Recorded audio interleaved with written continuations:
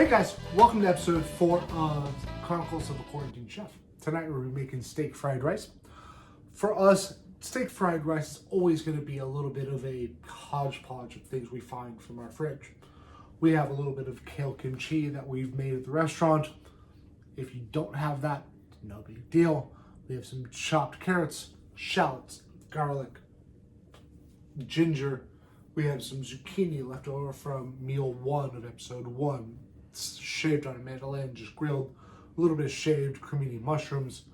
Some soy sauce mixed with a little bit of rice wine vinegar, sesame oil, and fish sauce. Some chopped green beans, a little bit of chopped steak. This is going to be our protein in this. We're fortunate enough to have some chopped pork jerky that we picked up at our local Asian grocery store as well, and obviously rice. We're going to use rice that was cooked the day before. You can cook it right before you make this recipe, no problem.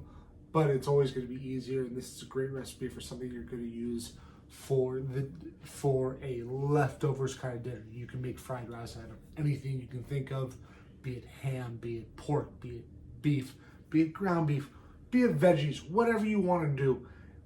It's just going to be a great way to kind of take some Asian style ingredients and leftovers that you have in your fridge already and throw them all into a pan and make a great meal. Alright, so we got all of our mise en place. We're going to add a little bit of our avocado oil to this nice smoking hot cast iron pan. I'm going to turn the heat up a little bit. It's been heating up for a few seconds. Make sure all that oil is nice and coated on the bottom of the pan. Try not to burn ourselves. You can see all the ripples in the oil. Probably not on the screen, but we can see it here. We got our skirt steak. We're using this beautiful skirt steak from Rosetta Farms out of Maryland. It's a fantastic dry-aged skirt steak. You can use whatever meat you want to. You can use chicken, you can use pork, you could use mushrooms if you want to be a little vegetarian. Next up, we're going to do just a little bit of our ginger, garlic, shallots. Throw that right in.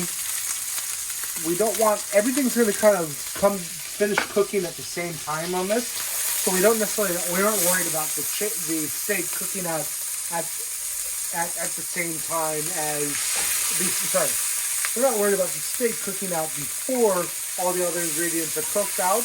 We want everything to kind of be homogenized and cooked together.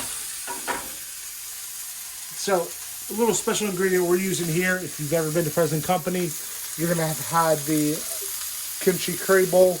This is our house-made kale kimchi that we make and use for our fried kimchi rice. If you don't have kimchi, don't worry about it.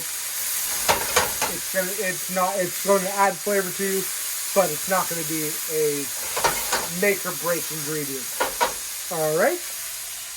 So we happen to have some chopped carrots in our fridge already, so we're going to add these in. Once again, this fried rice is a great thing to use for all your leftover ingredients.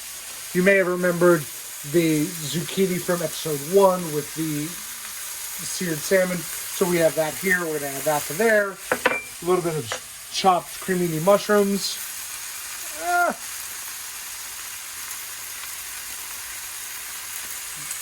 This isn't perfect TV.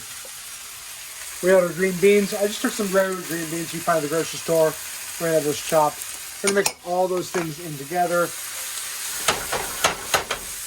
Make sure your heat's nice and hot. Once again, for me, one of the things I love about fried rice, I don't want all the ingredients to be the same overcooked or the same cook level. This isn't Panda Express fried rice. I want them to all have a little bit of texture to them. Some things have a little bit more rawness to others. This is going to be a great thing that I'll probably eat for lunch tomorrow. It is fantastic leftover food. I don't know about you, but I love leftover fried rice. All right, so we have our leftover cooked rice. This is just leftover rice that we made the other day. You can cook rice fresh for it, but you don't have to. This is a great way to use leftover rice. And honestly, I believe it fries better. I don't know if it's the gluten structure or what it is, but it definitely fries up better. So we're going to get all that nice and stirred in to all of our ingredients here. I wish you could smell this. I lack of sounding over the top. My dog's running around all between our feet, trying to eat all the scraps that are falling on our pan because I'm sloppy. But the smell here is fantastic, and I hope you get a chance to make this at home for yourself. So what we're going to do here now, what's fried rice without a little bit of cracked egg in the middle? So we've made a little bit of a well in the center of it, and we're just going to take a little egg, one egg, crack it right into the center, and we're literally just going to scramble this egg straight into the mix. Woo! And we're lighting towels on fire, so you know you're doing something right if you're lighting shit on fire.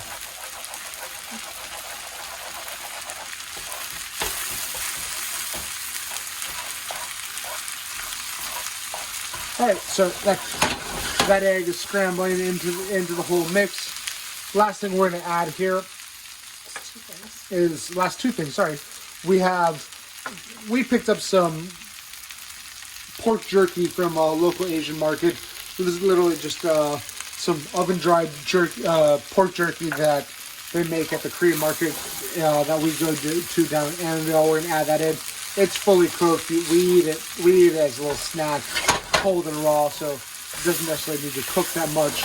And then finally, we have a little mixture of soy sauce, chili, fish sauce, a little bit of rice wine vinegar. That's going to be a little moisture that we're going to add just to the very end here.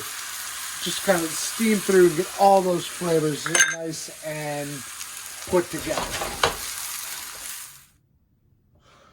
All right, so we have our fried rice ready.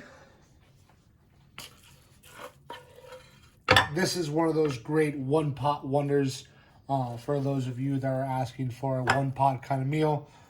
This is a great way to use not just one pot, but also use a bunch of leftovers. You can kind of use, as I said earlier, you can add whatever you want into this. You can make it as Asian or as American, or you can make it as Tex-Mex as you want. You can add soy sauce, you can add fish sauce, you can add sriracha, you can add hot sauce, you can add all sorts of things. You can even make it Creole if you want. You could add some tasso into this. You could add all sorts of things and kind of just make it a one-pot wonder. So